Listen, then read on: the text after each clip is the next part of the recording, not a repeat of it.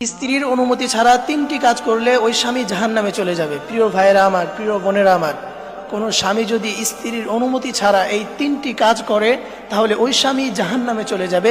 আল্লাহ পাক ওই স্বামীকে জাহান্নামের ভিতরে নিক্ষেপ করবেন। প্রিয় ভাইয়েরা আমার, অবশ্যই আপনারা কথাগুলো মনোযোগ দিয়ে শুনবেন এবং দেখেন আপনার ভিতরে এই তিনটি জিনিস আছে কিনা। যদি আপনার ভিতরে এই তিনটি জিনিস থাকে তাহলে আজকেই আপনি তওবা করেন, আপনি ফিরে আসেন, এই তিনটি জিনিস থেকে নিজেকে ফিরিয়ে রাখেন। তার মধ্যে এক নাম্বার হচ্ছে, স্বামীরা যে কারণে জাহান্নামে যাবে তার মধ্যে এক নাম্বার হচ্ছে, কোনো স্বামী স্ত্রীকে বিয়ে করার পর তার মোহরানা আদায় না করে তাকে যদি স্পর্শ করে তাহলে ওই স্বামী জাহান্নামে চলে যাবে। প্রিয় ভাইরা আমার, কথাগুলো বোঝার চেষ্টা করবেন। কোনো স্বামী যদি স্ত্রীকে বিয়ে করার পর স্ত্রীর মোহরানা আদায় না করে ওই স্ত্রীকে স্পর্শ করে তাহলে সে জাহান্নামী হয়ে যাবে। মোহরানা অবশ্যই আপনাকে আদায় করতে হবে, কারণ এটা স্ত্রীর হক। এ ব্যাপারে আল্লাহ তাআলা কোরআনে আয়াত নাজিল করেন, সূরা নিসা খুলেন, ওয়াআতুহুন্না সাদাকাতিহিন্না নিহলা। অবশ্যই তোমাদেরকে স্ত্রীর মোহরানা সম্পূর্ণরূপে আদায় করতে হবে, পাই টু পাই হিসাব করে তাদের মোহরানা আদায় করতে হবে। আমাদের সমাজে এমন অনেক মানুষ আছে, অনেক যুবক আছে যারা বিয়ে করার সময় মোহরানা তো আদায় করে না, বরং আরো যৌতুকের দাবি করে। খবরদার, এটা কখনো করবেন না। যৌতুক এটা চিরতরে হারাম, যৌতুক কখনো নেওয়া যাবে না। আপনাকে মোহরানা অবশ্যই আদায় করতে হবে, এটা স্ত্রীর হক। আবার এমন অনেকেই আছে যে স্ত্রীর মোহরানা আদায় করে না, বরং সে ঘরের আসবাবপত্র কিনে দেয় এবং কিনে দিয়ে বলে যে এটা তোমাকে মোহরানা স্বরূপ দিলাম। যেমন সে ঘরে একটা ফ্রিজ কিনে দিল অথবা কোনো একটা কিছু কিনে দিয়ে সে বলে যে এটা তোমাকে মোহরানা স্বরূপ দিয়ে দিলাম।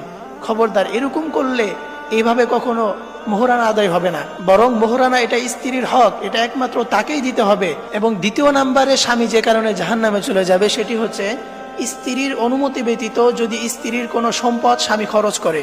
প্রিয় ভাইরা আমার, কথাগুলো বুঝবেন যে স্ত্রীর অনুমতি ব্যতীত আপনি যদি স্ত্রীর সম্পদ খরচ করেন তাহলে আপনি জাহান্নামী হয়ে যাবেন। অনেক সময় স্ত্রীর নামে অনেক সম্পদ থাকে, স্ত্রীর বাবা তাকে অনেক সম্পদ লিখে দেয়। কোনো স্বামী যদি ওই সম্পদগুলো স্ত্রীর অনুমতি ছাড়া ব্যবহার করে তাহলে সে জাহান্নামী হয়ে যাবে। আপনি যদি অনুমতি নিয়ে ব্যবহার করেন, অনুমতি নিয়ে যদি আপনি তার সম্পদ খরচ করেন সেক্ষেত্রে ভিন্ন কথা। কিন্তু আপনি যদি অনুমতি ছাড়া স্ত্রীর সম্পদ খরচ করেন, এক টাকাও যদি আপনি স্ত্রীর সম্পদ থেকে তার অনুমতি ব্যতীত খরচ করেন তাহলে আপনি জাহান্নামী হয়ে যাবেন। এই জন্য প্রিয় ভাইরা আমার, এই কাজটি কখনোই করবেন না। স্ত্রীর অনুমতি ব্যতীত তার সম্পদের এক অংশ আপনি খরচ করবেন না। বরং হাদিসে এমনটাও বলা আছে যে অন্যের সম্পদ তার অনুমতি ব্যতীত আপনি দানও করতে পারবেন না। আপনি ভাবছেন যে আমি দান করব, এটা তো সওয়াবের কাজ, কিন্তু না, তার অনুমতি লাগবে। তার অনুমতি ব্যতীত আপনি যদি দানও করতে যান তবেও আপনার অনুমতি লাগবে। এই জন্য প্রিয় ভাইয়েরা আমার, অবশ্যই এই বিষয়টি খেয়াল রাখবেন।